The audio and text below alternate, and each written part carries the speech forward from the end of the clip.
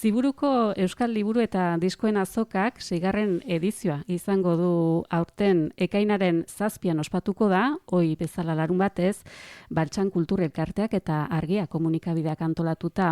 Aurreko urtetan gixan, 1000 parte hartzaile inguru espero dira, 30 argitaletxe eta diskoetxe baino gehiago, 51 egile sinatzen, liburu eta disko aurkezpenak izanen dira Ziburuko plazan. Hitzordu ederra izango da aurtengoan, Gorka. Bai, hitzordu ederra eta beharrezkoa, baina plaza txiki gelditu baita ere, azken urtetan maiatzean zehar hitzordu batzuk proposatzen dituzte Ziburuko azokako antolakuntzatik. Aurten azokaroaren baitan 6 ekitaldi, liburu aurkezpenak, poesia musikatuak, kontu ugari euskara hutsezko sorkuntzaren inguruan, eta horien artean solasaldi hau. Bai, atariko horretan Argia eta Euskal Irratiak elkar lanean inguru bat antolatu dugu, Gorka Peñagarikano eta Nineu Maia Muruaga izango gara galderen egiten, eta 2 gonbidatu ere izango ditugu aurkeztuko ditugunak. Hain justu ere, sorkuntzaren gibelean atzean dagoenaz mintzatzeko, maiz biztaratua ez den, baina zorionez geroz eta gehiagotan adierazten den argilunez beteriko egunerokotasunaz mintzatu gara, euskaraz sortuz ezin bizi du izenburu mailinguru honek. Bai, eta aipu apropos honek ekar diezaguke solas honetarako aterkia irakurriko dut. Gizarteak ez gaitu subjektu ekonomiko gisa ikusten, irudi erromantiko eta bohemio samarra daukagutaz, odeietan bizi garelakoan, txaloek eta noizbeinkako sariek asetzen gaituztelakoan. Gure entzule, irakurle eta erosle gehienen begietara ezkara langileak. Eta administrazioak ez digu ematen gure jardun profesionalak behar duen arreta eta errespetua. Eskubideak dauzkagu, baina sistemak ez daki eskua ematen. Hauxe da Euskararen langileen profesional elkarteak, lanarteak egindako adierazpenetako bat. Irudi erromantiko eta bohemio horren dendaosteaz, euskarazko sortzaien errealitateaz, gai korapilatsu, arantzatsu eta adar ugari dituen horri buruz mintzatuko gara, eta ondoan ditugu 2 kide, Simon Fus, antzesle zuzendari eta besteak beste Asut kolektiboko sortzailea, egunon? Egunon. Eta Amagoia Gurrutxaga, lanarteko kidea, ongi etorri. Bai, egunon. Euskararen langile profesionalen elkartea da lanartea Amagoia, eta lehenik eta behin nahiko genuke esplikatu zer den hain zuzen lanartea, noiz eta nola eta zergatik batez ere sortu zen elkarte hau. Bai, elkartea sortu zen kultura euskaraz edo euskaratik, ze batzuk hitza ez dute erabiltzen, baina beraiek beren lana euskaratik egiten dutela ulertzen duten artista edo sortzaile edo ez dakize batzuk artisau esaten dute, jende batek, batez ere veteranoak ziren, eta sortzen da behar larri batetik, eta behar hori da konturatzea beraiek duela markadak lantzen ari diren disiplinako izen berri bat oso ezaguna momentu hortan, teorikoki edo gaur egungo gizartearen baremoen arabera arrakasta handia zeukana, jakin zuten Donostian partekatzen zuen etxeko gelaren errenta alokairua pagatzeko lain etzuela irabazten. Eta esan zuten, hau nola da posible? Gizartearen arabera arrakasta dauka eta ezin du ez da bere logela, logela alokatu, ez? Idazlea zen, ez da? Eta horren hasi ziren, beraien sektoreko aurrena idazle kasetaritza jende artean hizketan, eta gero pasatu ziren beste disiplinetara. Eta hortik hasi ziren pixka bat antolatu behar dugu, elkartu behar dugu, hau ez da posible, hau ezin da hartu horrela, normaltzat, eta hortik etorri zen, hau 2018, 2017 inguruko kontua dira, eta gero hasi ziren disiplinakako diagnostiko batzuk egiten, eta lehen bilkura bat egin zuten 2019an, eta 2020an erregistratu ziren irabazi asmorik gabeko elkarte bezala, administratiboki hori ikusi zutelako praktikoena momentu hortan egingarriena, baina beti esan izan zuten, ni guendik ez neon elkartean, bokazioa zutela sindikatuarena. Eta etorrezan COVID-a, baina, bueno, gero hori itzingo deu, baina hori, hortikana sortu zen, eta betire, artista sortzaile berak, beraien beharrak, elkarrekin hitz eginez eta elkarrekin lehentasuna markatuz, lan egitekotan.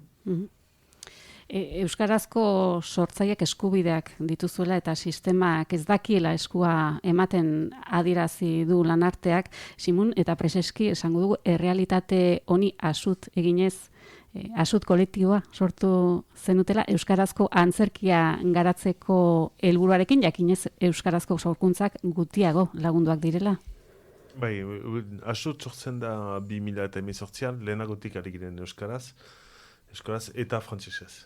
Eta izan zen polemika bat, artikulu nahiko famatu bat, ezin zela euskaraz sortuz bizi edo duinki bizi. Orduan egin genuen asut, eta hori sortzen dugu hainbat helbururekin bat, erranak eta eginak hurbiltzeko. Kulturan komplikatua da hori.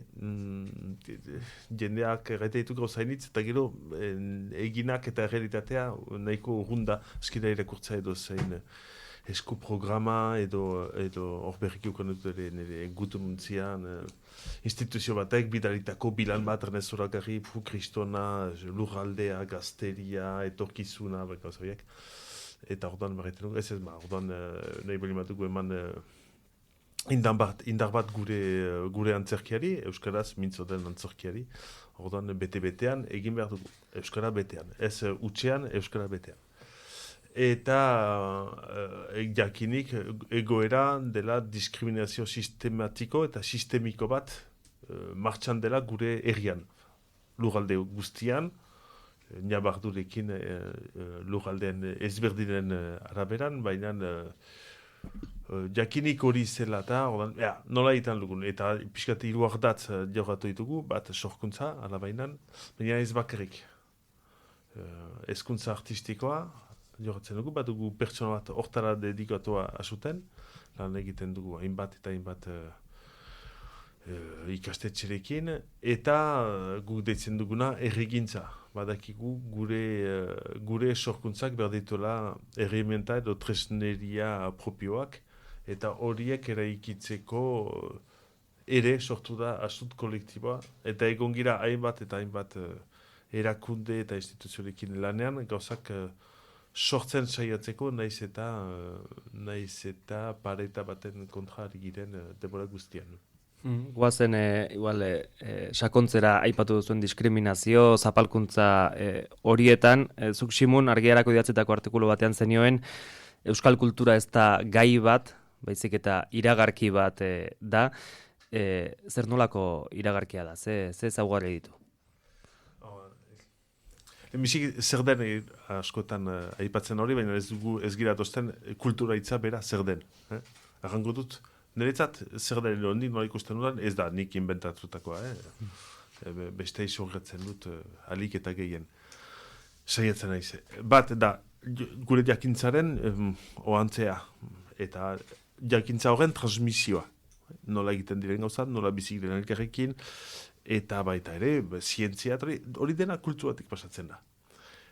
Eta hizkuntzaren bizi baldintza kulturan oinarritzen da. Askotan aipatu dut hori bainere artikulu edo kroniketan, kultura gaiztorik baldin bada, hizkuntza bat ezin da bizi. Ez delako eredurik arteak egiten duena, ereduak sortzen ditu gure emozioak adierazteko, ikasi dut lehen musua egiten ikusi baitut zineman, simpleki.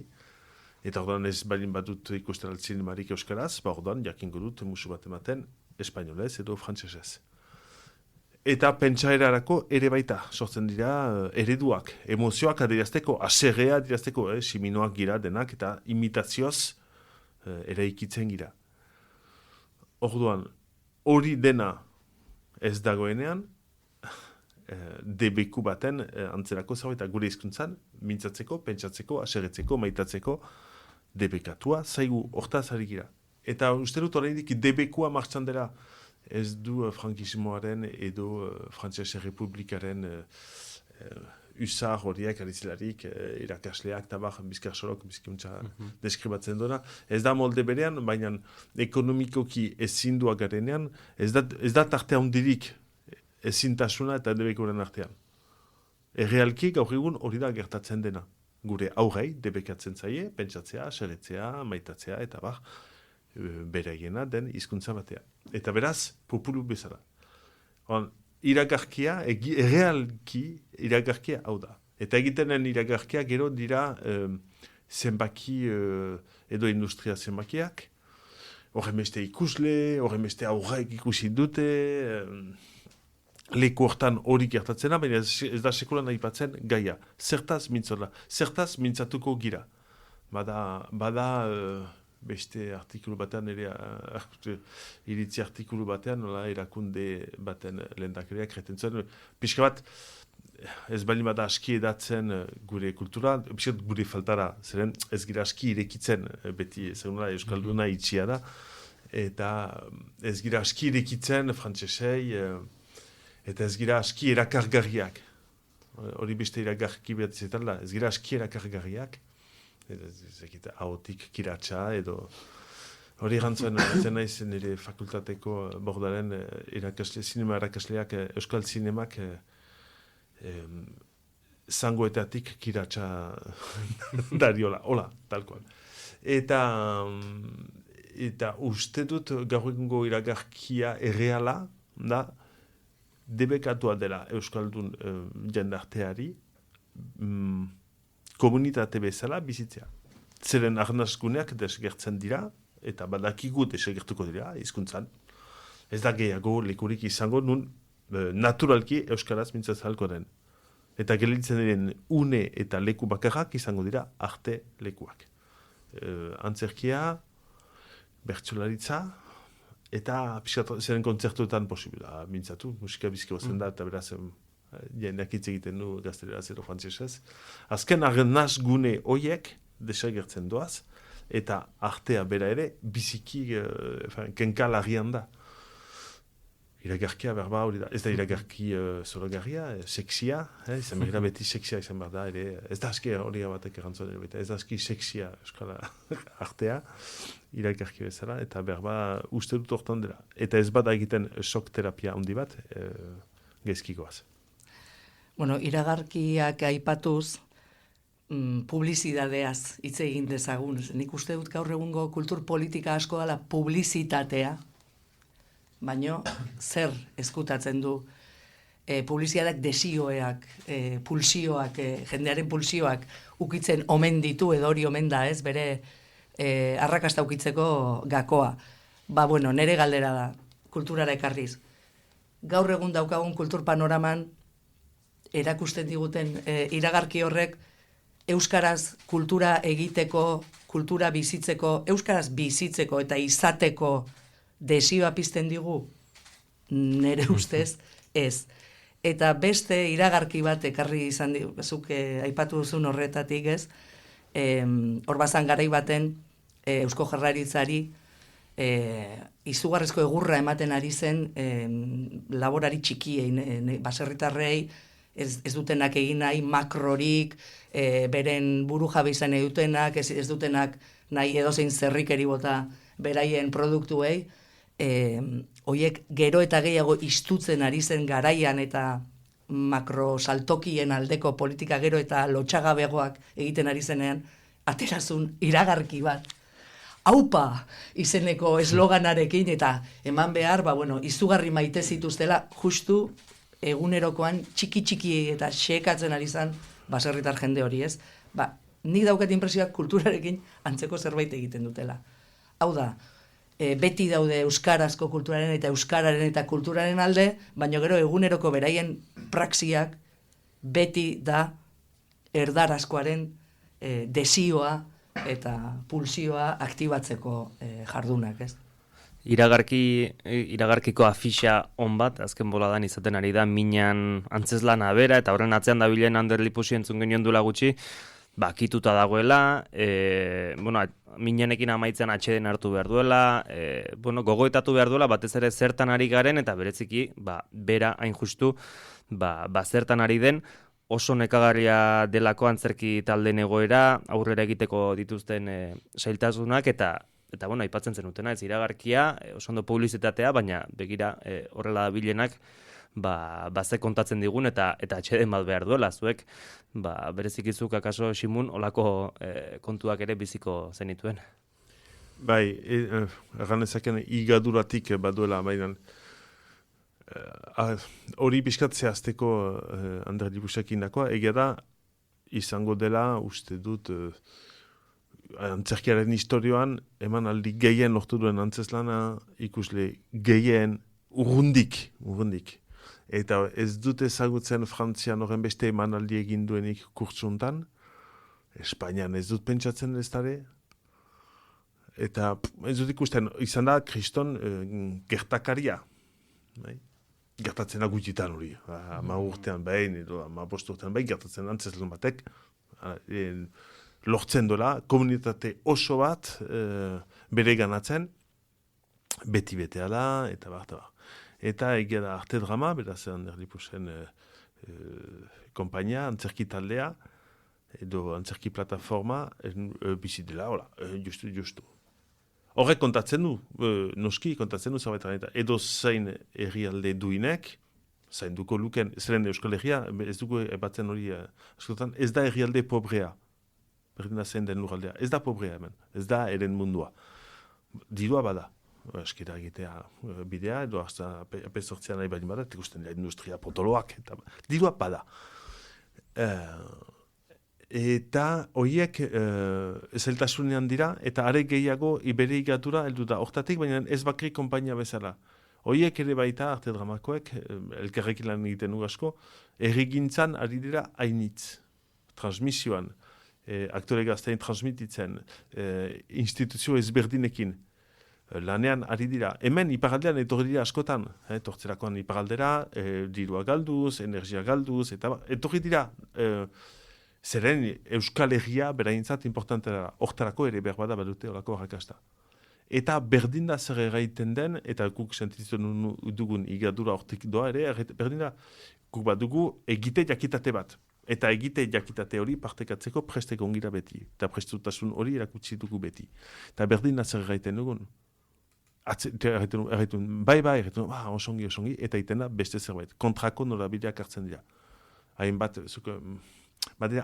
eta hori egia da instituzio guztiekin. Berdin da zer den maila. Herriko etxetatik aibiatuta, eta gobernu ezberdinetara joan arte, ez dakit zertarako baden bizkarra emaiten zaion euskal kultura eta euskal antzerkeri. Zeren errealki hori da.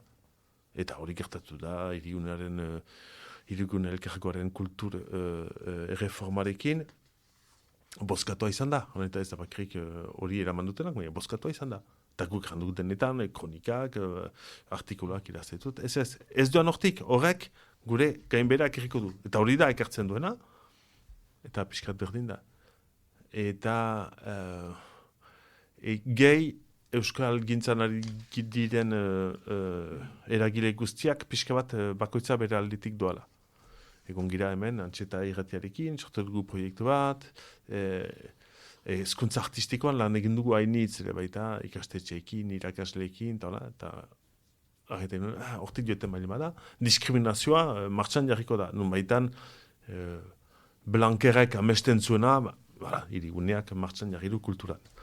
Baita, debekatu da kolegioetan eta liceoetan euskal sorkuntza eta jarduera sustengatzea ekonomikoki, hortik ateratzea.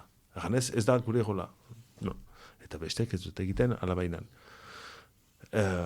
Bainan ez da izan ere oldartzea handi bat. Baita, bakoitza gira euskal gintzan, denak gira bakoitza bere gauzan. Bere ezin helduz.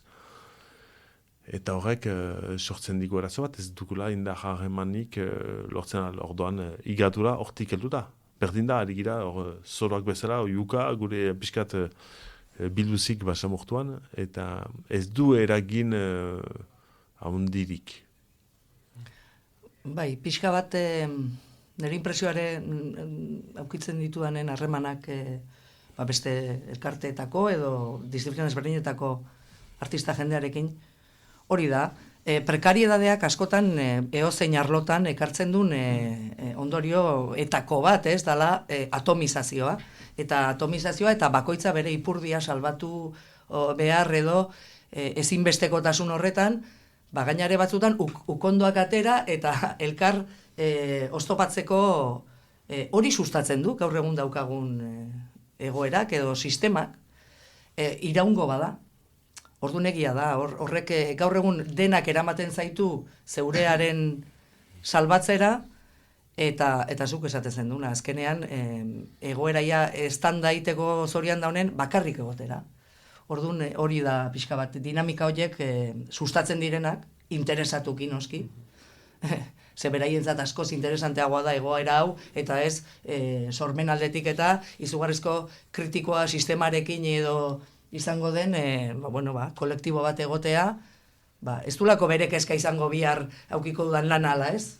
Beti izango dela hori neurri baten, baina orduan hori da pixka bat puskatu beharrekoa, eta hori da zailena puskatzen. Ze jendeak jan egin behar du egunero. Eta bai, zaila da.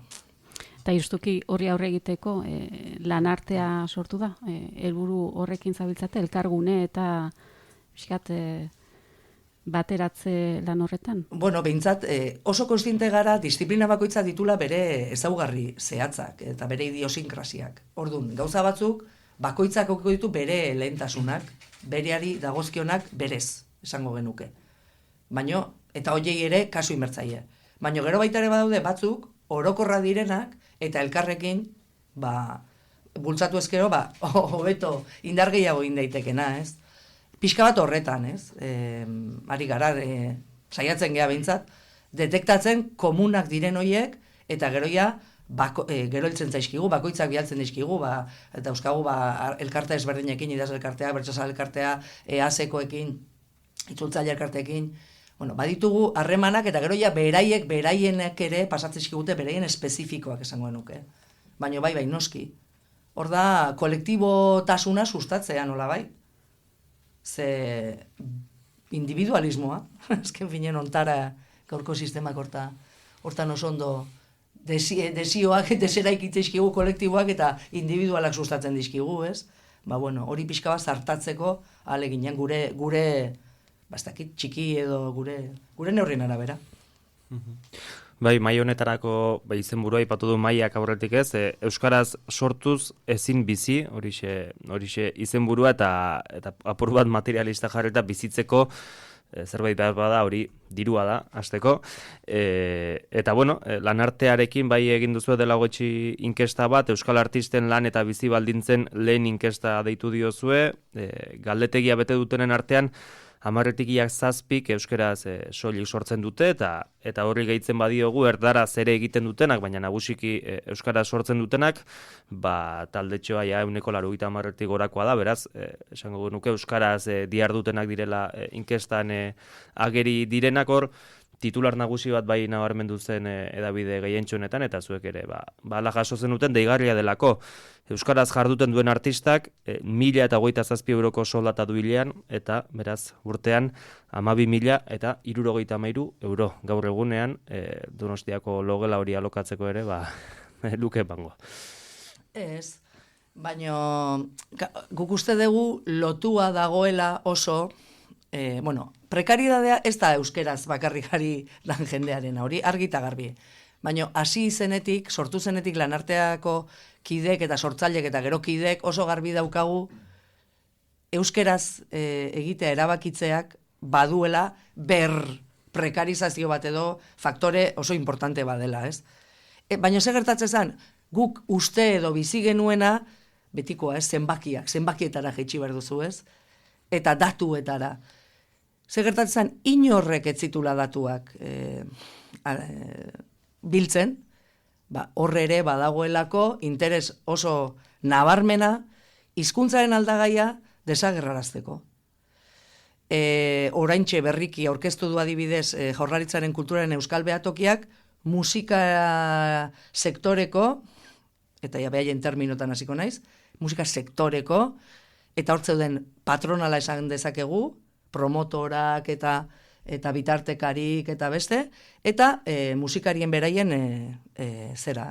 lan egoera edo baldintzak edo aztertzeko. Galdetu zaie, gu galdetu genuen uste dut ia dena. Gauza bakarra etzan galdetzen. Eta zan, ze hizkuntzatan kantatzen dezu. Edo ze, beira, nunbait, ez da interesantea, ez da importantea beraientzat, hori, generoa bada, adina bada, jatorria bada, baina ze hizkuntzatan kantatzen dezu, ez. Guretzat hori, ulertezina ez, oso ondo ulertzen dugu. Hori bakarrik ulertu daiteke, ez dutela nahi hizkuntzaren aldagaia hor erdigunean egotea. Eta lotuta dago, baita ere, zergatik egiten duen jendeak euskeraz, batzutan euskaz eta erderaz. Adibidez, arte eszenikoen munduan hori oso ohikoa da. Eusko Jaurlaritza frankismo bukatu eta geroko, ofizialki bintzat, bukatu eta geroko Jaurlaritza sortu zenean, egin zuten diru laguntza politika guztia izan zen sustatu obra guztiak izatea euskeraz eta erderaz. Frankismo aurreko urteetan izugarrizko indarra zeukenen Euskal Herrian, euskarazko antzerkigintzak eta zan kohesionantea herrigintzagrako izugarrizko zera. Eta hori ahaztu eta euskeraz eta erderaz. Eta horrek ekarrik gaitu gaur egunera nun euskeraz eta erderaz egiten dutenak herri askotan zuk erderaz ere egiten dezu, euskarazkoa ez dugu ingo dugu erderazkoa ze jende gehiago etortzen da. Eta gaur egun beste gure problema haundi bada, programatzaile nagusiak erakunde publikoa direla batez ere udalak, eta geroz eta gehiago ari direla sartzen logika pribatuetan. Hau da, zenbat ikusle, zenbat... baina zu erakunde publiko bazea, zu ez zaude bakarrik ikusle kopuruan neurtzeko zure eragina, ez da gutxiagorik ere, hor gabiltza. Orduan, hortxe. Eta hori jakinda uste erdi ustel bat dela. Hoi ba? Minanek, inork ez ditu egiten, minanen zenbakiak. Inork. Baina... Inork ez ditu egiten, guk egindako zenbakiak, euskaraz. Eta, baina beste hizkuntzetan, gure herrian, inork ez ditu egiten, orduan, hori aurreritzi bat da, eta horiek ez duten... Sustatu egiten dutena. Sustatzen dena, eta ez jakintasuna, utzikeria, alferkeria, horrek denak nasirik ere ekartzen duena. Aski da, momentu batean lan egitea, zu ez bat duzu lortzen publikoa etorraraztea honea, eran nahi du, gaizki lan egiten duzula. Ez da besterik, zen hori antolatzailearen lana da ikuslea etorraraztea, ez da sortzailearena. Bai, baina bakizu zein dan beraien esplikazioa, kontuak eskatzen dizkiozunen, guk hainbat erakundetako arduradunei edo, ordezkari komentatu, galdetu izan diego, eta hau? Autokritika inberko dute artistek ere. Erantzuna, horrekin esaten dizutena da, hau da, ustel hori beraiek ari dienak zabaltzen etengabe da, kalidade, euskeraz egindakoa, kalidade eskasekoagoa da, eta ez zaio interesatzen jendeari. Eta gero lotuz, minanen kontuarekin, egia da, minanen zenbakiak, baina esan behar da, segurazki, minanen zenbakiak ja extraordinarioak, izugarriak zirela, ja literatura arloan ere. Orduan, fenomeno hau, segurazki ezin da ulertu, literatura arlotik, hau da, liburua atera zenetik, zenbat milaka ale saldu diran, zenbat ikaslek irakurri duten, zorionez, noski, eta horrek ere, beti esaten deguna, hau da, sistema bateko prozesu bada, hau dena, eta orduan, batek bestea elikatzen du, eta alderan, bi norabideetan, ez? Hau da adibide oso on bat. Eta baita ere da, hau adibide oso on bat, zein egoerataraino ekartzen dituzten sortzaileak gaur egungo sistema honek, Ander Libusek esan dakoak ondorioz, ez? Arrakasta betean, kako txarten leno esaten duna, krak egitea. Arrakasta betean edo ez, zuek inkestan ere sartzen zenuten bestelako aldagai batea, artistei galdetzen zenieten, ea azken urtebetean pentsatu duten, haien jardun artistikoa ustea, era amateurrago batean dabiltzanak, edo profesionalago batean dabiltzanak, eta hor bada aldea, zeren hortik bizi direnak, arte egitetik, euskara sortzetik, bizi direnen ia erdiak 92%, pentsatu du azken urtebetean, ba hori ustea, hori, benetan, benetan larria da hori. Bai, gure ustez, bai. Hau da, kapital kultural baten galera zaia, ez? Baditugu sortzaile osonak, eta gaina kontun hartu behar da, gure inkesta, bete duten gehienak, pentsazazu, bete dutenen batazbesteko urteko purua langintza hauetan, 22 urtetik gorakoa da. Hau da, ibilbide luzeko, oso luzeko jende askok bete du. Eta hori da, nire ustez hori da, igadura hori, ondo kakotxartean joan da ere, igadura hori izugarri edala. Ez dakit, jendeak ze pentsatzen du, baino paperetan, ez dut uste inor aberasteko ari danik, baino jendeak uste du, ez dakit, dirutzak irabazten dituztela artistak, kolpez horri jo gabe, ez? Eta orduan da, etengabe lanean, ez sortze lanean, zuk esan dezuna, mediazioa, gaur egun ja, promozioa, sare sozialak, ja, dena egin behar du. Eta hala ere, gero ez dauka aukerarik, gehien egor badago beste datu bat, askok, batez ere jendaurreko emanaldietan ibiltzen den jendeak, gehiengoak, esaten du izugarrizko lanak ditula, bere lana gero jendeari erakusteko, zabaltzeko, entzunarazteko, ikusarazteko. Orduan, etengabeko sortze eta promozio prozesutan dabiltza, baino gero, ez iristeko jendeari. Hor badago, kortozirkuito bat, eta hori da, gaur gero itzengo du hortaz, baina hori, izugarrizko arazoak ekartzen ditunak. Soldataren gaiarekin segituko dugu eta iparraldeko egoera ere esplikatuko dugu, Simun, errango dugu iparraldean hilabeteko ordainsaria bermatzeko badela ikuskizunetako intermitenten erregimena lan profesionalarentzat ezinbestekoa dena, baina erran behar da ere langile intermitenteak dituen bete beharren artean lanordu kopuru minimo bat bete behar dela, eta horren baitan ere emanaldi kopuru bat bermatu behar dela urtean. Euskaraz sortzen duenarentzat zein izaten da egoera kasu honetan, hau da, euskaraz sortzen duenak ein hortara heltzea zaila ote du? Bai, evidenteki, baina leku guztietan bezala. Intermitentzia esplikatzeko oso simpleki da langabezia mota sistema berezitu bat, artistei egokitua. Pentsatzen delako, sortu zen hori duela aspaldi, Bigarren Gerla Mundialan gutxi gora bera, eta gero ondotik sustatu zen, pentsatzen zelako berzela elkartasun, langilean elkartasun bat, onura, ezakit, komun bat zelako kultura, eta horren, elkartasunak egiten du, egiten ura zeret berezitua hortarako. Bai, berdira orduko puruak, eta zerretatzen da iparaldean. Guk egin dugu kalkulua azken 4 urtetan 13 plaza galdu dira eskolantzerkia maiteko. Arrandoan, beti nahiko evidentea izan da, euskaraz sortu nahi balin badugu, hori nun nahi izanik ere, sortzailea, behar dugu pentsatu Euskal Herria.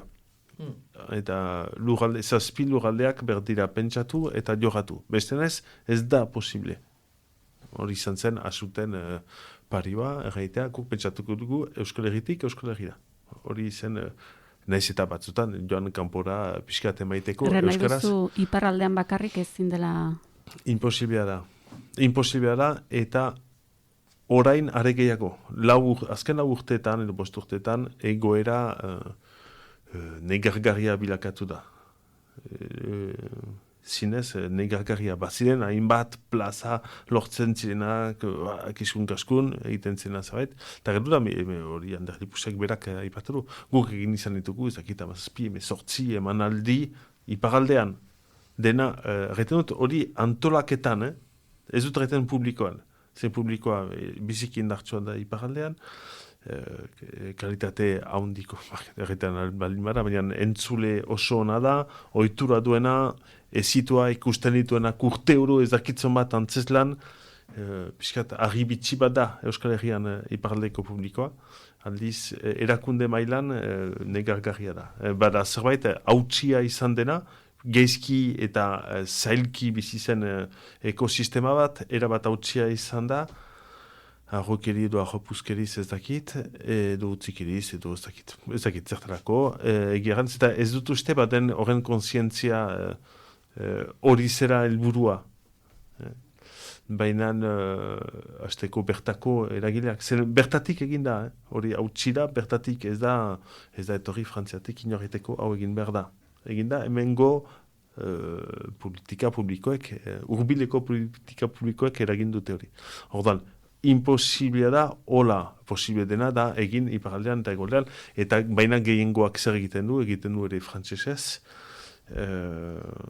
Beraz, gure egite jakitatea, frantsesten da, eta lana lortzen dute frantsesez, ari direlako ere, eta nun baitan bada emigrazio edo garunen iesaldi handi bat, artistetan, zientzietan bezala eta ez da esparru bakarra, baina hortan ere.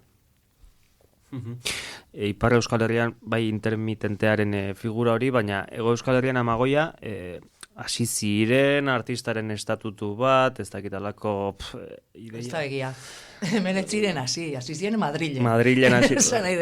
Madrildik ailatu zen, egiten ari zirela artistaren estatuto bat, eta ordun esan zuen, jaurlaritzako atera zen, okarai hortan bingen zupiria zen, eta esan zuen, beraiek euskal artistaren estatuto balantzen aiziela. Gero, zuzenean galdetu zitzaionean, ia, zertzan hori, ez da Madrilden erabakitzen dutena gurera nola ekarri. Hau da, ez da bere egoera gaur egungoa, bertakoa, beraz, euskarazkoa indartzeko inolaz ere, etzan hori asmoa.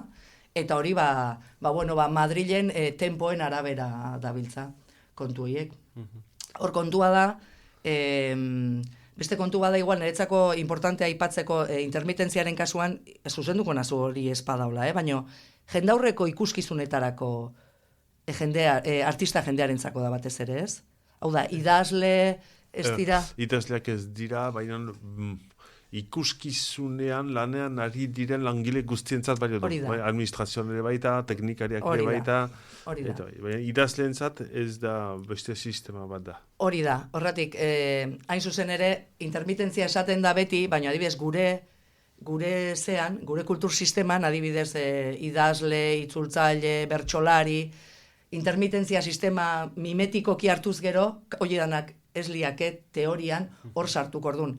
Inberko genuke igual, intermitentziaren filosofia hartu, baino zabaldu espektroa, esan nahi dut. Benetan, sortzaile eta interprete, kasu honetan igual jendaurreko, honetan aritzen dien ez gain, zabaldu. Bai.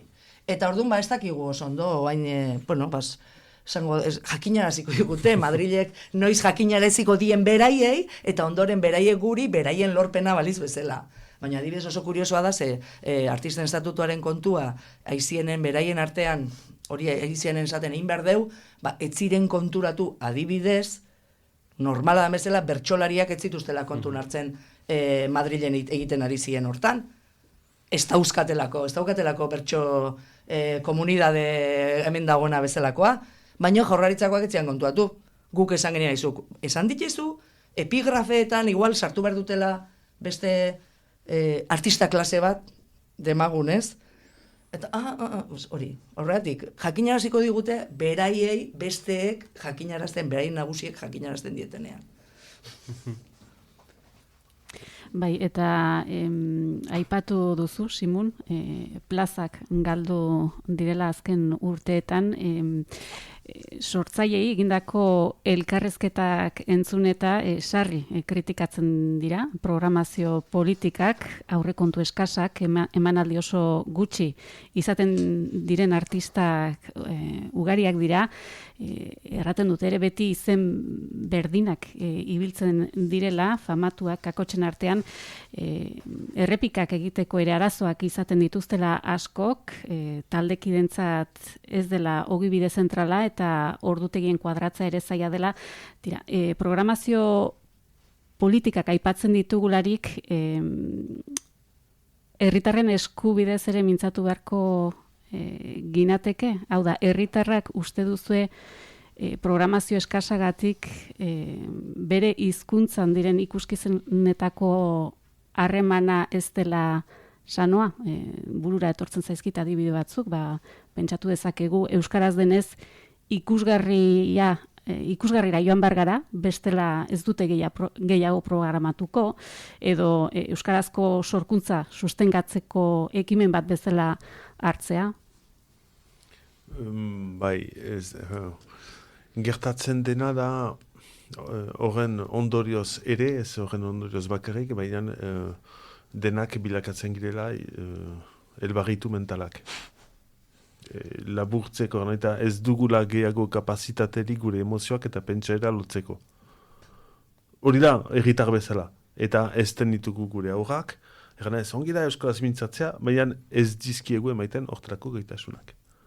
Ez gezurra da. Zeren ez da aski, ez da gehiago arnazgunerik. Galdu dira, niego, nahiz ere, aipatzen dira, hainitzetan, ez da eskerrak, herritarrek, errigintzak lortzen dituen, iparaldean bizkindartsua da, ez bakarrik, baina bizkindartsua da, herritarrek lortzen dutena. Borondatez, libertimenduak, aipatzen dira, askotan, kabalkada batzuk ere baita, eta bar. Baina, berdin da, nio naiz libertimendu batean, eta jendea frantzisez mitzatzen zen inguruan. Bai, noski balio dola, eta noski ez dela sekulan amore eman behar, zor diogu gure buruari, gure historiari, eta bar. Baina gertatzen dira, arnaz gune guztiak desagertzen direla. Eta orduan, desagertzen direnean esparruak euskaraz pentsatzeko, maitatzeko, komunitatea ere egiteko, ez da hor egitena komunitatea. Ez naiz bakarrik nire hizkuntzarekin. Naiz, komunitate bat gira, eta aserretzan naiz nire lagunarekin, naiz eta euskaraz ari bera ere, eta ez dut pentsatzen euskaraz ari naizela, ari naiz. Hori da debekatua dena. Otrako eta itzultzen gira orain, hemengo erakundeak eskumakila hartuta, garai ilunenetara. Hori da gertatzen ari da, gero bada ekosistema, hori ez dakite, erabakitzen ala, gaita, arterik gabe. Baina arterik gabe gaiten dugunean, nahi du, baitan, sortzea zerbait, edo gaita hor demerdatzea, edo aski utegiago lanitea, edo beraiek autokritika egitea. Egin daiteke, baina herritar bezala, zer da horren ondorioa. Eta uste dut, hortarako arazoa ez dela artisten arazoa, uste dut dela herri arazo bat, hor gertatzen ari dena, eta kezkagarria. Kezkagarria ere baita politikoki eskuin edo esker. Mareluski, eskuin edo esker, berdin da. Pixka bat, ez naiz gai erraiteko, ez eskuin esker, zer den proiektu politikoa kultura mailan. Ez dakit, eta hortar irakurtzen dut egunero. Eta pixkat bizkarra maiten egute. Eskatenek, bai batak, bai besteak, hizkuntza ezartzen baduko aurrean, beti bada bosken galtze beldur hori, edo aserretzea aliantza bat, edo ezakitzer, eta bitartean, sua biltzen dugu, ziren euskara foboak ez dira gelditzen. Ditugu erregularki, eta pixkat lehen frentean gira. Konfrontatzen girelako, eta baituzte hainbat giltza gure biziraupenerako, eta gu gira etengabe defendatzen. Eta ez dugu inor gure babesteko hori egana izan dut, eta batzua segitu zitzaizkidan, hortarako, baina ez gira babestuak sentitzen. Piskat biluzik. Biltzen kriston hostiak, gelditu gabe, mespretsua aparte, ez da aski kalitatezkoa, edo ez da aski erakargarria, edo ez da aski sexy, ez da aski irekia. Berez, tximinoa gira, piskat, arboletik, doidoiak, jautiak, euskaldunak, eta nor bada hor gure babesteko. Piskat hori da, gaur egun galdera, eta ez da posible. Inork ez du hortan pentsatu nahi, eta beraz, herritarrei pentsatu nahi, gure aurrei, hori da. Nola jango dut, nola gortuko dut nire ama edo nire aita joango direnean, ez baldin badakit nire emozioz adierazten hori. Egin berko dut frantzesez, hori da behartzen dena. Eta sartzen da gure intimitatean, gure intimitatearen kolonizazioa, gaur egun, martxa handian da, eta lagundua da, eta falta da, pixkat jendea gure laguntzeko, ez da txiki-txikiak gira. Mina nahi patu dugu, lau langile dira, orote enpresan. Ridikulua da, eta lortzen dute, inork lortzen ez dituen zenbakiak. Eta posible da, egitea zerbait duin euskaraz. Beraz, ziurgabe eta ziurgabe ez ezik, zaurgarri ere bai, oso, erabat, sistema osoa. Dudigabe. Abandonoa, oianaren legea, eta gainare orain aspalditik, makroevento gintzan murgildu dira batzuk, eta hori da eredua, baina zertarako balio du, ez dakit, EITB ikusi edo entzuten duten Euskal Herritarrek, entzuten badute egunero 4 aldiz kantu bat, edo disko bateko kantu bat, baina gero tarte berean atera dien beste 10 diskoen berririk ez pasaile ematen. Ez? Ba hori gaude.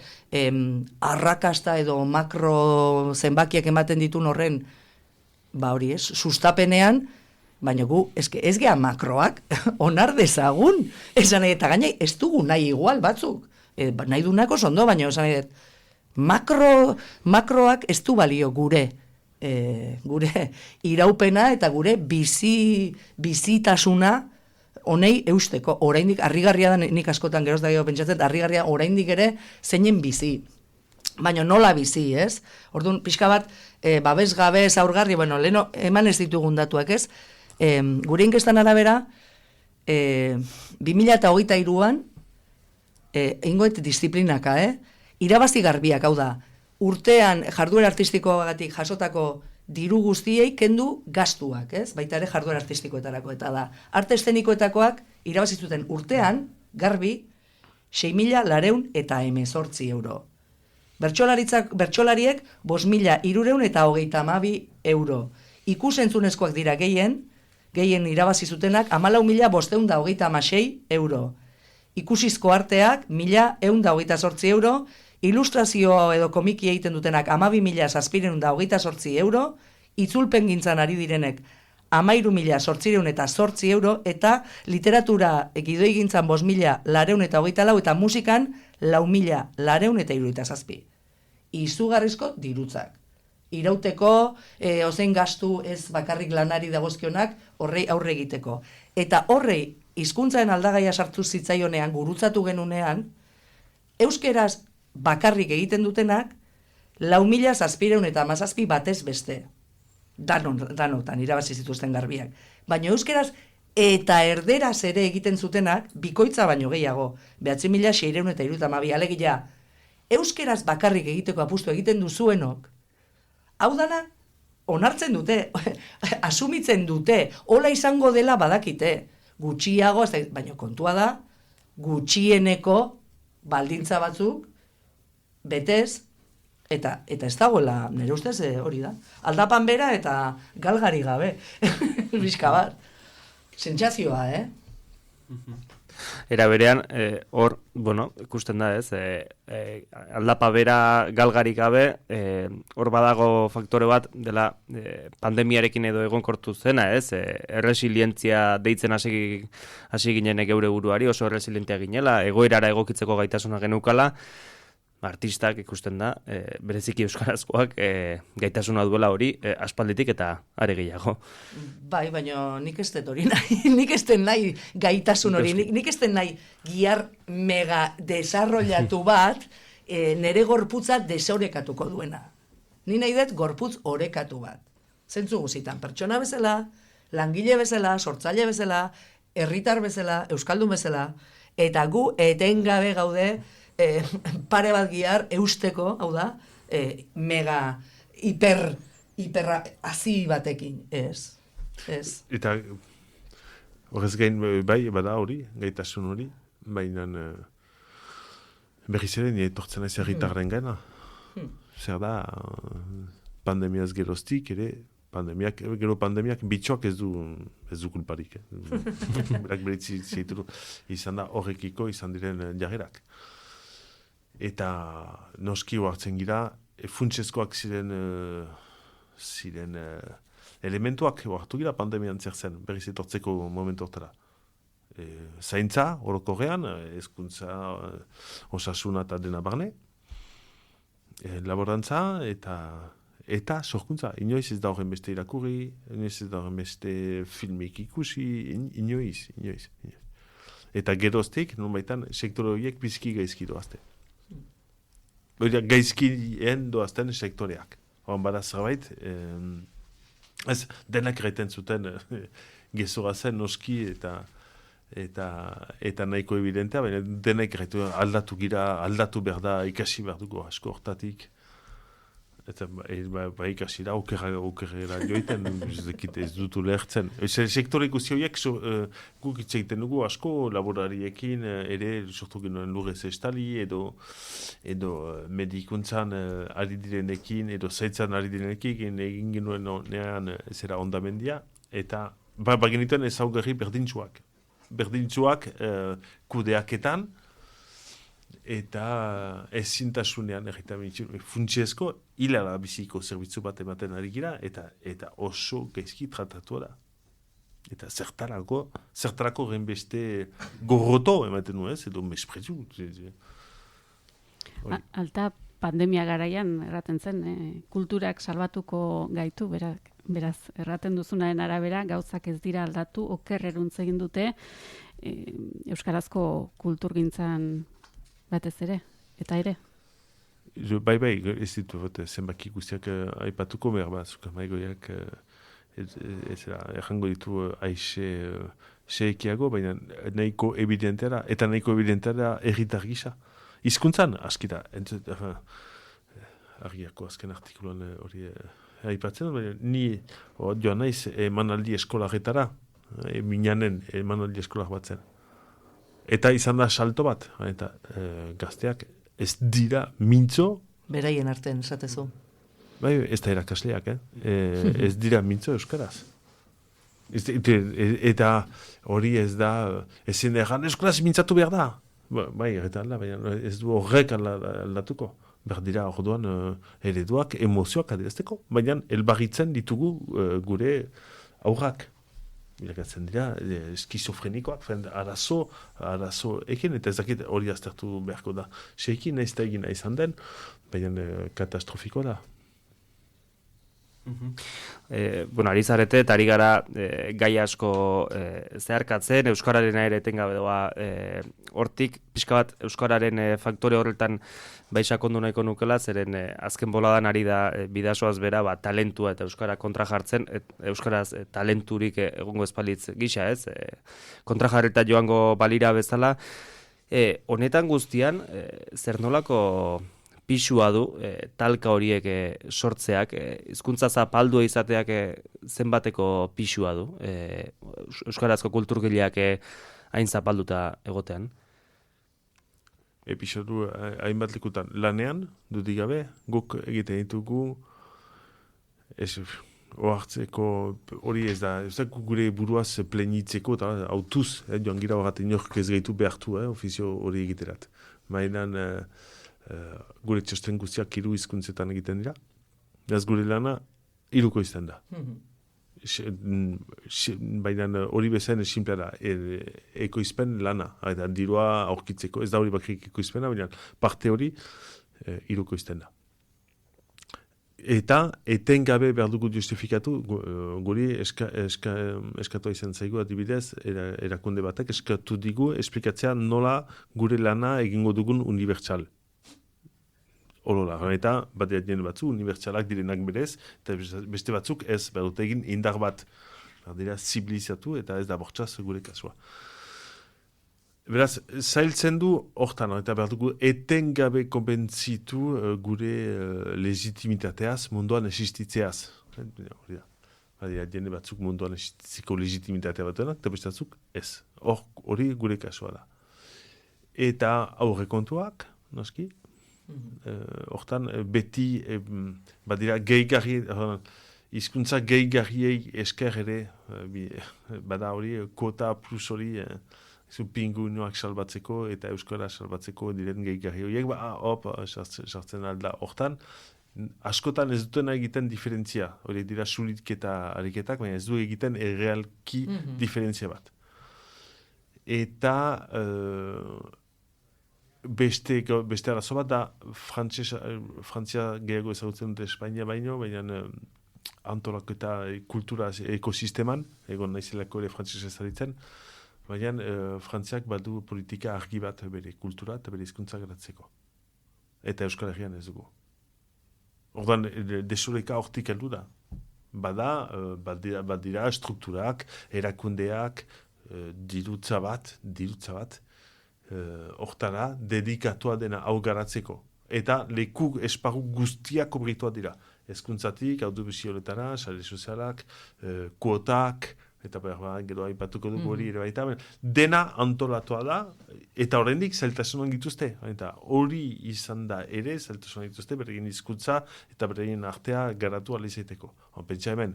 Eta gu horiekin lehian gira. Eta lehia biziki desorokatua da. Ari gira... Goari gira, ez dakit, silex batzokin sua piztu nahian. Horiek dira gure albideak. Eta hori da gure zeltasuna. Gure aldiz, gure indargunea, ez da baitugu indarguneak ere baita ez ditugu inbeste aipatu. Eta euskal komunitatea da, lehenik. Atxikimendua, horkiko daikoen atxikimendua. Aipatzen da publikoatari, baina lortu dugu eta xantza handi bat da, ez dakitzen bat, ebe iraungo duen, baina publikoak segitzen gaitu, berdin da zer egiten dugun.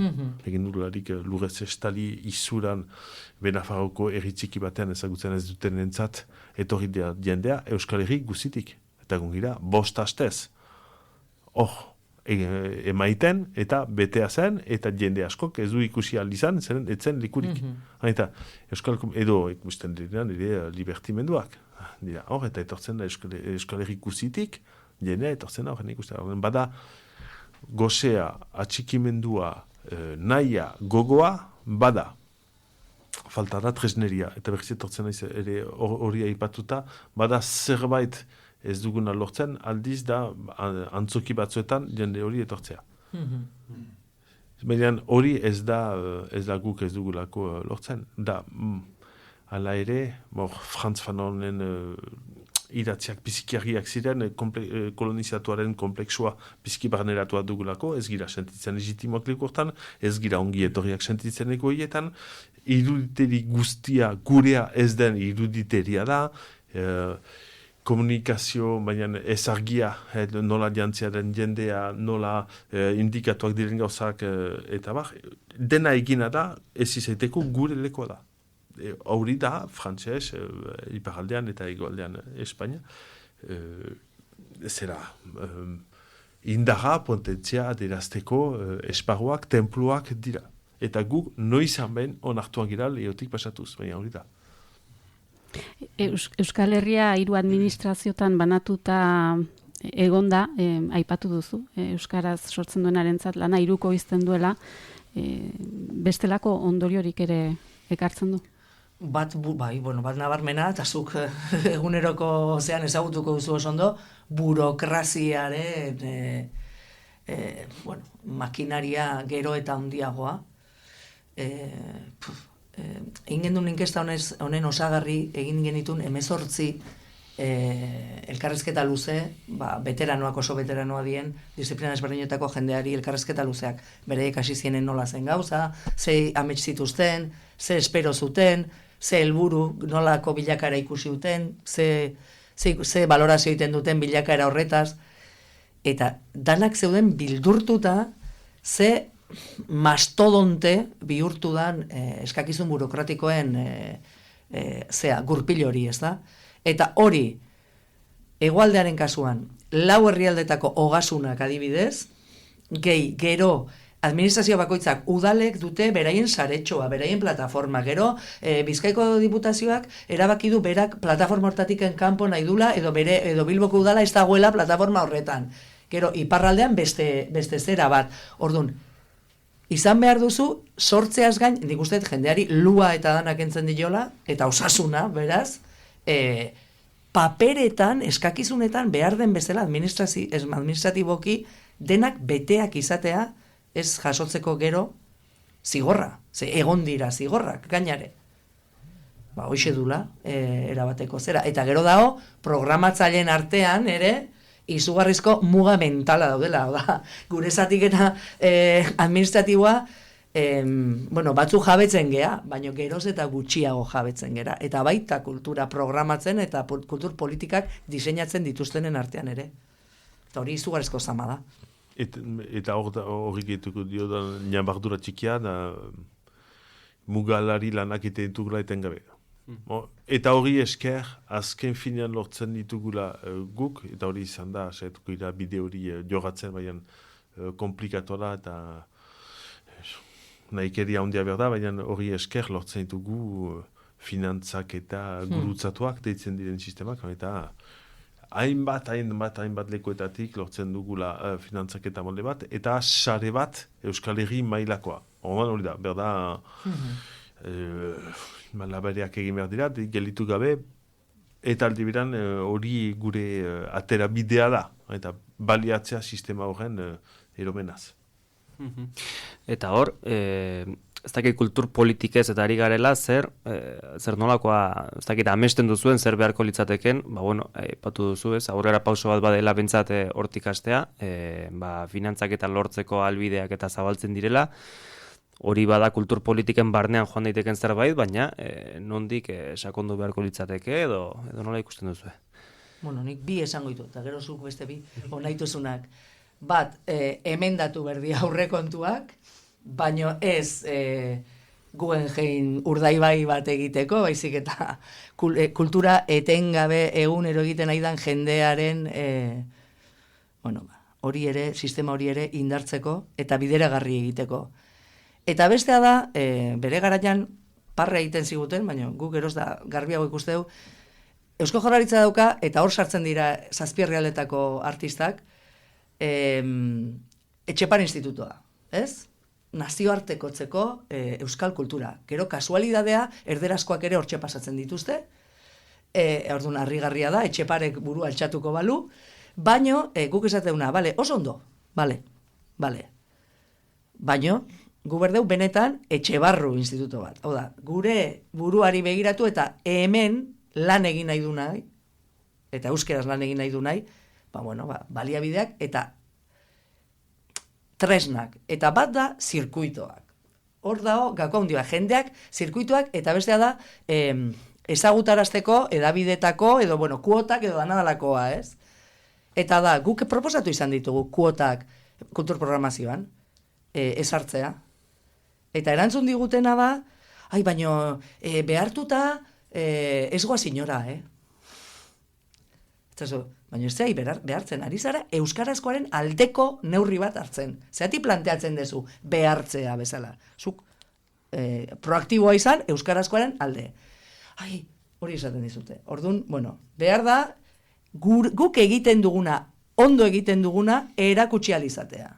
Eta hola, ezitu, eta orduan, kurpil hori behar den moduan birarazten astea berriro ere. Bestakit inoiz izan da negile esan aspaldian. Nik hori. Noski pasatzen aurre kontuetatik, eta infrastrukturak behar dira, desoreka handi bat leku guztietan. Berda pentsaera bat, ez dakit noran, beharko zen lehen neurria, ze pentsaera bat. Ez dakit nola hori dekretatzen den, baina berda pentsaera bat kulturan. Eta momentuz ez da ikusten laizia initz, baina ez da uste dut hezkuntzatik hasi behar dela. Edo zen ikasleak beharko lukeukan eskubidea, urte oro, gutxienez, eta edo zen, eta urte oro, antzeslan bat, film bat, liburu bat, poesia aste oro, ez dakitzea, bertsolaritza, aztertzeko, egiazki aztertzeko, gutxienez bat, hola. Lehen gauza bat, lehen neurrik bezala, urtek guztiz, hola, edo zeinek segitzen duelari kurrikulum bat, ikusitu bere bizitzan, 12 antzeslan. Hori, ez da beste mundu, 12 film, euskaraz, eta euskarari pentsatua eta euskal ekosistemat, eta uste dut gero behar direla eraiki eragileekin, euskaraz diren eragileekin, pentsatu zerbait, ekosistema berezitu bat, nun sartzen diren baita ere irakasleak, sartzen diren komunikabideak, sartzen diren sortzaileak, sartzen diren programatzaileak, pixkat dena egiteko, pentsatzeko sistema bat, hor Euskal Herri mailan, zerbait pixka bat bizigarria edo osagarria, ez dute bortxaz denek dena egin behar, baina batzak ego ahlo hori garatzen dute, zerbait aski simplea azken finean, bada jende hainitz lanean administrazioetan, eta hau ez da oraindik martxan jarri. Eta uste dut posible dela iraultza hondirik egin gabe. Kuotak noski beharrezkoak dira, hori uste dut ez da behartzea ere badela. Bai, nik uste dut behar dela behartu. Bestela, berez ez dutelako egiten. Bai, eta gero jendeak egiten du nahi duena, joten ikustera edo askatasuna handiz, ezakitza, baina bai behar dela behartu leku guztietan eskubide bat, herritarentzat, ez artistentzat, herritarentzat. Nik badut eskubidea joiteko, edo zein antzokira, edo zein zinemetara, edo zein eta euskaraz bizi ahal izaitea. Bizitzeko eskubidea, numaitan bermatzea. Kuotak aipatu dituzula, kultur salbuespenaren kontzeptua ekarri nahiko genuke ere, Europan sortu zena 1983an Frantziar estatuan aipatu duzu, frantsesezko sorkuntza eta artistikoa sustengatzeko sistema bat plantan jarria duela, finantziazioaz gain kuota sistema bat ere jartzen du. Frantses irratiek adibidez eskaintzen duten musika programazioaren 40% frantses kantuekin osatu behar dute, telebistan ere kuota batzuk ere badira, frantsesez grabatutako filmei begira. Zuek erraten duzuenaren ildotik, euskarazko sorkuntzekiko alako sistema bat ere plantan jarri beharko litzateke? Zalantzari gabe. Bai. Ez dugulako atxeman horren beste sistema efikazik. Baina horretarako kultur politika bateratuak behar dira Euskal Herri mailan? Bueno, edo horiek etorri bitartean ja baditugun tresnak erabili gutxienez. Eta hor badaukagu EITB bat, eta hor oraindik ere ez dago irrati kate bat, nun zuk euskaldun bezala euskaraz ekoizten den, hau da, sortzen diren lanak, hoien berri ez dizute ematen. Orduan, eskubideen kontutik hartuta, ostra, ni nun bilatu berdet orduan euskarazkoa EITB-ek ez badite ematen, zein egin berdit, radio telebizion espainolak ez, edo, ez? Ez da posible. Ez da posible, eta hori da gertatzen nahi zaiguna. Ez dagoela daukaguna ere erabiltzeko zirkinik. Eta proposatzen dezunean, gaina ere, begiratzen dizute, taliban bat bazina bezala, eta esatezu baina toki guzitan dago hori, eta gaina zeua izera esaten, hizkuntza gutxitua garela, horren bizi berritzaren alde zaudela, baina gero hori hitzetatik ekintzetara pasatzerakoan, hor, ez dakigu ze Bermudetako irukia edo ze gertatzen dan, baina hortxe galtzen da dena. Eta hor bizi gara, politika guztiak, kultur politiketan hori gerta. Hitzez bai, denek, baina gero, hori ekintzetara pasatzerakoan, sortzen da kriston beldurra. Euskarazkoa propio edo bereziki laguntzeko. Eta, baina, hori eta gero ikusi bada, orain indarrean diren erakunde guztiekin, nola egin, hori horrekatzeko, ez baldin bada egiten harmonizatuan iparaldean. Ezakita estatu frantsesak ez du egingo, departamentoak ez egingo, Akitaniak ez du egingo, orduan hirigune elkargoak itea bakarrik euskaraz. Sustatzea, bakarrik euskaraz iten dena.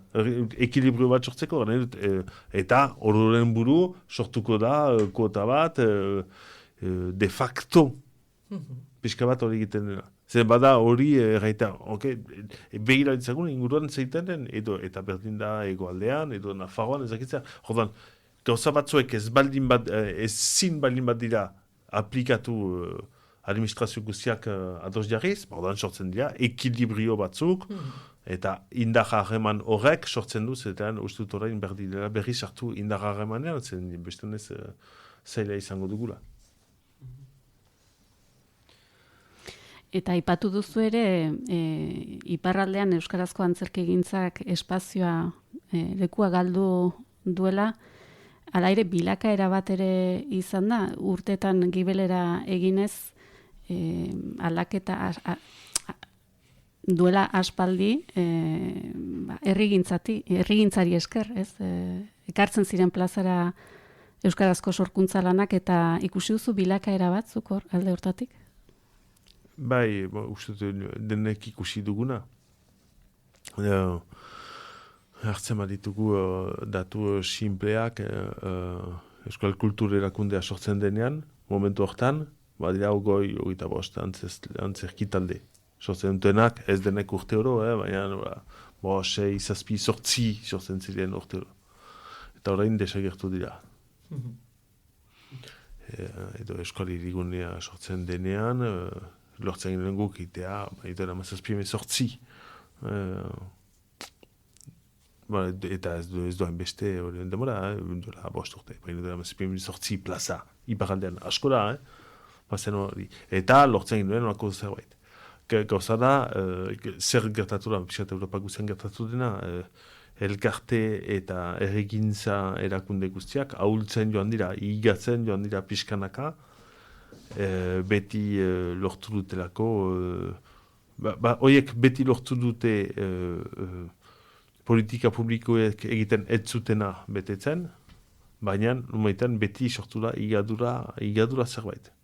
Zeren agipatzen duzun burokrazia edo presio administratiboa ere horientzat handitu da, eta proportzioan txikitu da. Naiz eta eginen kriston lana. Orduan ez dut uste ez denik berreskuratzen al, hori, guti falta da, eta badelako hor publikoaren atxikimendu bat, eta herritarren atxikimendu nahiko indartsu bat mobilizatzen da. Euskal publikoa mobilizatzen da, badelako Piskat hizkuntzak dituen arazo berdinak, eta bada erabileraren galdera bat eta txikimenduaren igoera bat. Bi kurba horiek hortan dira. Eta kulturak horiek bizi ditu, iparaldean modu biziki nabarmenean. Astea baino, arazo hundienan ere labur bilduko nuke esanez, eta hori denean dela, irautea dela problema, ez? Behin hasi eta gero, ez? Irautea, sortzea, berrinbentatzea. Etengabeko.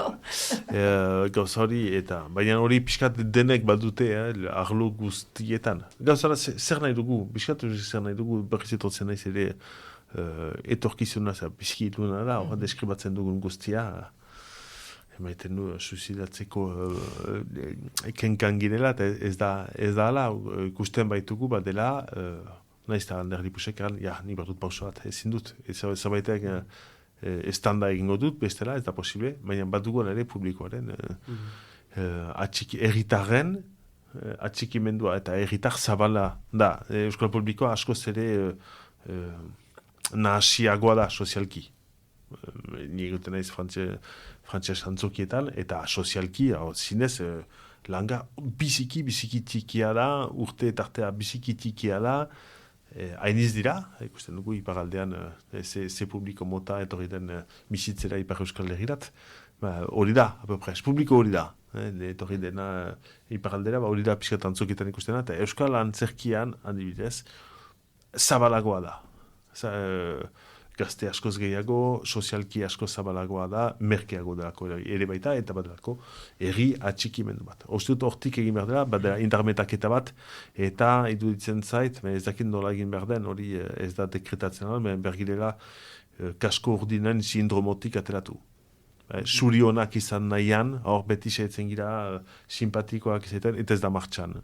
Zaitu nahiz, nire, molde guzietan, ez da, zerbait ez da martxan, eta uste dut indarra harreman bat behar dugula berri sortu, baina euskal kultura zentzu zabalenean, hezkuntza eta komunikabideak barnen baitan, hori baita, edo hizkuntza ari garen guztiak, euskal gintzan ari garen guztiak, behar dugula indarmentaketa bat berri sortu, indar harreman bat sortzeko, eta gaiteko, nor arduratzen da hortaz, nor heltzen dio gaiari, eta ez badio zu heltzen, helduko diogu, baina ez da, momentu batean, ere, beharko dira, pixkat gauzak konflikto harreman baten sortu, bestez, gureak egin du, eta ikusten da, molde bizikilarian, gurea termometro bat da, antzerkia. Ikusten dugu publikoa modu biziki konkretua da. Antzokila etortzen jendeak, eta hori egiten duena, ikusten, bost urtez ikusi dut ikasleen hizkuntza heltzen ahula zen, hor, erdara da, frantzesa edo espainola, erdara da. Bueno, estimatzen da, egia esan, aurpegi, hasierako antzokietako aurpegi horren atzean dagoen, denda oste hori buruz argipenak emateagatik, beraz, labur bilduta pixka batez, etxetik kanpora begiratzez aparte, etxe barriura ere begiratu behar dela, bai norberak, bai komunitate moduan erakundei ere eskaera, exigentzia ere zer esanik ez. Onaino guztekotan, ez dakit, zerbait gehitu nahiko zenuketen.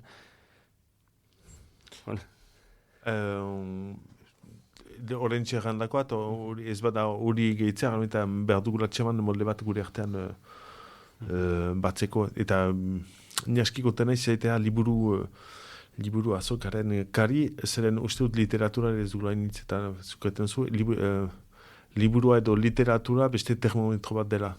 Biziki argia, beti gure ipar horatzara, nomaitan literatura behar ditugu, literatur zale hainitz, kultur ekosistema sendoa izaiteko. Eta herrialde guztietan irakurlegoa eta idazleak dira gure iparrogatza. Hor bada puntazko kultura bat badelako hor, mota guztietakoak, baina bada zerbait, gure iparrogatza da. Eta hor ere badira zailtasun ikeragarriak eta alta ziburuko azokak lortzen du jendetza bat. Hor ekarraztea lausosekin. Beraz, bada zerbait hor ere asmatzekoa, ez dena azokatik joiten dena, egunerokoan nolaiten gu hau txertatzeko gure egunerokoan. Bai, ados, bakarrik esatea, bai, lan bateratua, edo ez da nola esan, ez da indar batuketa ezinbestekoa dela, ezin dugula ukatu hori, ze bestela geure buruei, ze bakarka hori da, gureak egin dula, orduan. Bueno, gogoz, poza ematen dit, ez, olako topaketan gauza ederra da hori da. Olako juntadizoetan normalen nahiko ados gaude horretan. Gero, soluzioak edo bakoitzak proposatuko duna ez da berdina izango.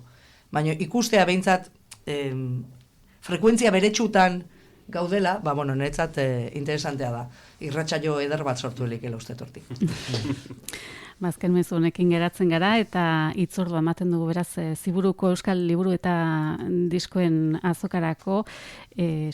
edizio ospatuko baita ekainaren 7. Mil esker, benetan mainguru honetan parte hartzegatik.